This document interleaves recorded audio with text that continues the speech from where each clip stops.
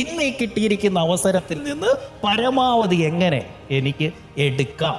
ഇപ്പൊ സംഭവിക്കുന്നത് ഇതൊരു കടല്, ഈ കടൽ എന്ന് പറയുന്ന ഒരു മാർക്കറ്റ് പ്ലേസ്. ഈ മാർക്കറ്റ് പ്ലേസിൽ നമ്മൾ നമ്മുടെ ബക്കറ്റ് കൊണ്ടുവന്ന് കോരുന്നു. ഈ ബക്കറ്റ് കോരുന്ന സമയത്ത് ഇതിൻ്റെ അകത്ത് പ്രോഫിറ്റ് ഉണ്ട്, വെള്ളം കിട്ടുന്നുണ്ട്. അവിടെ ഇരിക്കുകയാണ് നമ്മളുടെ പാത്രം.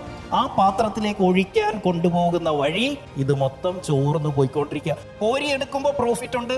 കുറച്ച് ആർക്ക് ഒഴിച്ചു കൊടുത്തു?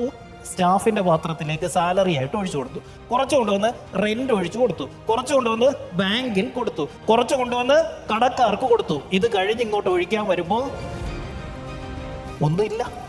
നമ്മൾ നോക്കുന്ന എന്തോ, കോരുമ്പോ വെള്ളം കിട്ടുന്നു, റവന്യൂ, ടേൺ ഓവർ ഉണ്ട്, പ്രോഫിറ്റ് ഉണ്ട്.